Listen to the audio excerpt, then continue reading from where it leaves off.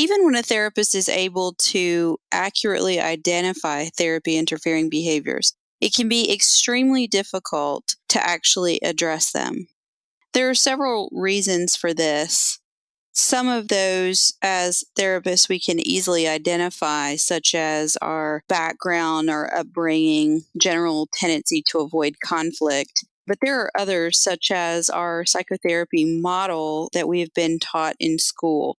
We may have been taught in school or during training that addressing things directly is wrong somehow or is not going to be beneficial or that it's selfish in some way or based on what the therapist wants and the therapy is supposed to be all about what the patient wants.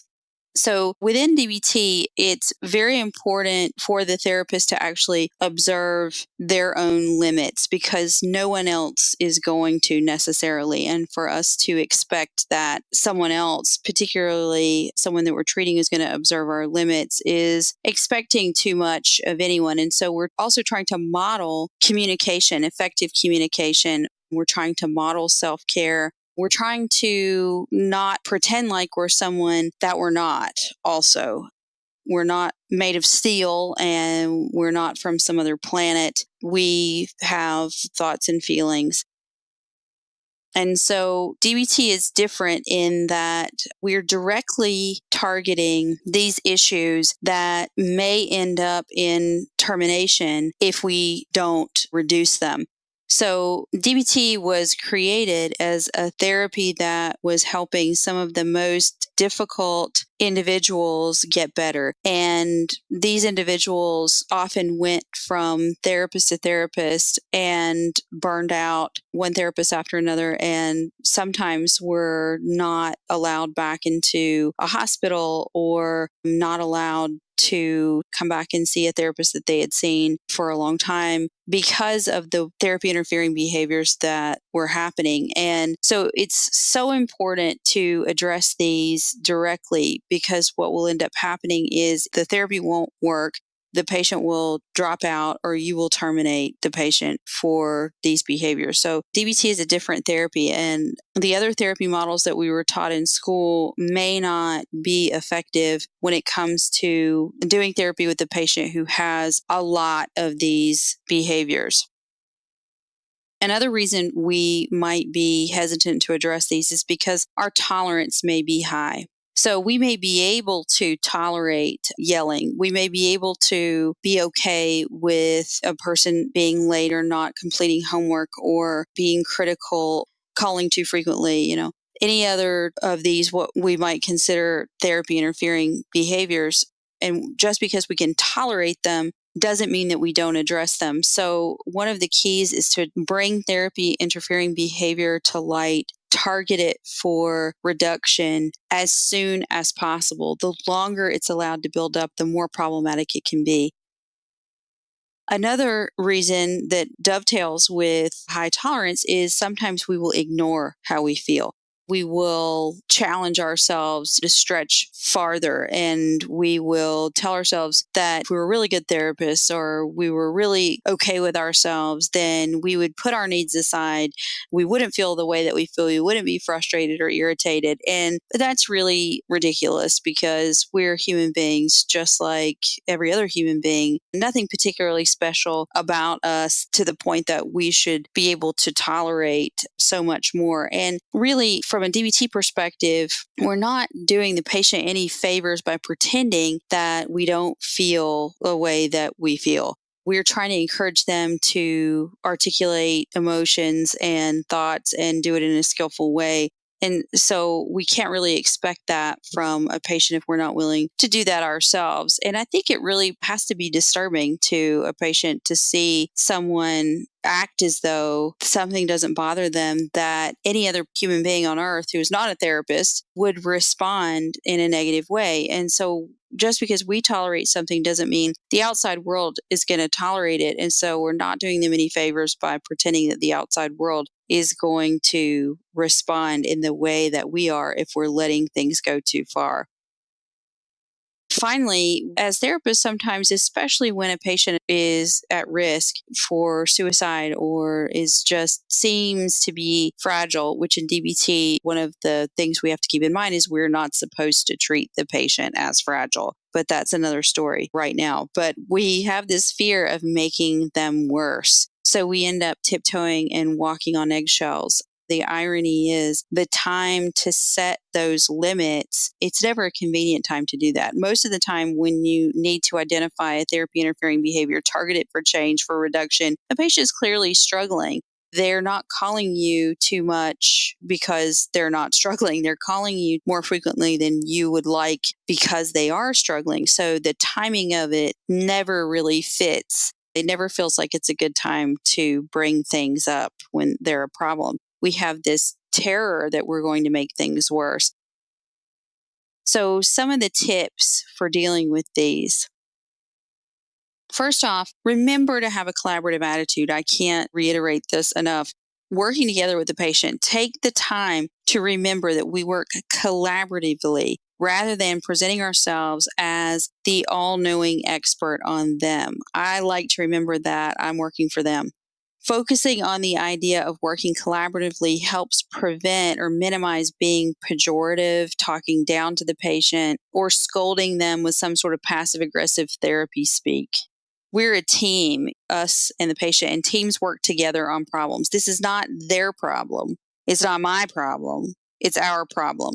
Sometimes I will be doing supervision with a therapist, a new therapist, and they're describing therapy interfering behavior, and they will say, well, how do I address this? And most of the time, I'll say, just like you just did, the way you just described this would be wonderful for you to share with the patient. And you just shared what was going through your mind at the time, the questions that you had. Do I say this? Do I say that? Why did you not say that out loud? That would be a great thing to say because it's a collaborative effort. We're not holding back and keeping things and being the most manipulative person in the room. One of the things that Linehan describes is using the term manipulative in a pejorative way. Manipulative involves skill. And part of the problem is the patient lacks skills. And so we want to be strategic. We don't want to be manipulative in a negative or a pejorative sense.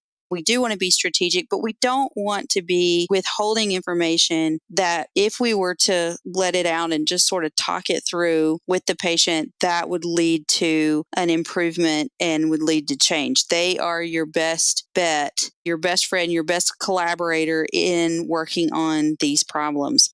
So discussing therapy interfering behavior is not about blame or reprimands, but rather it's a way to conceptualize behavior using these operational definitions so that we can reduce them, make sure that we're getting the therapy, we're giving the therapy, there's nothing getting in the way, keeping them in treatment, improving the relationship, making it so that the helper wants to help, which is so important in DBT. And we're doing this together. It's not all on you as the therapist. You have another person in the room who can be of help, and they are the experts on themselves. So ask them.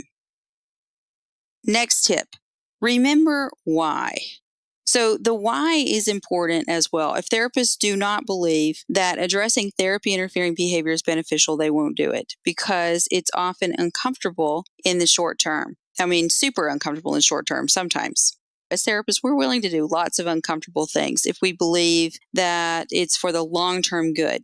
And the problem is if we don't believe or we're not sure that it's for the long-term good. So remember the why. The why is to keep the patient engaged in therapy, to minimize the risk of early or abrupt termination, to help them get the most out of each session, and to create and maintain a relationship between therapist and patient in which the therapist wants to continue helping. So in short, this is done for the long-term good of both the patient and the therapist. Although short-term, avoiding discussion of therapy interfering behaviors may preserve the relationship. That's short-term, it may preserve. Long-term, it's going to be detrimental. The sooner you do it, the better off both of you will be. And I have taken many patients on after even DBT therapists will terminate with them it comes as a surprise to the patient who thought things were going along just swimmingly, but the therapist was holding resentment, wasn't addressing these problem behaviors, did not communicate effectively with the patient, letting them know that they were at risk of being terminated. And in DBT, we use unilateral termination as a last resort.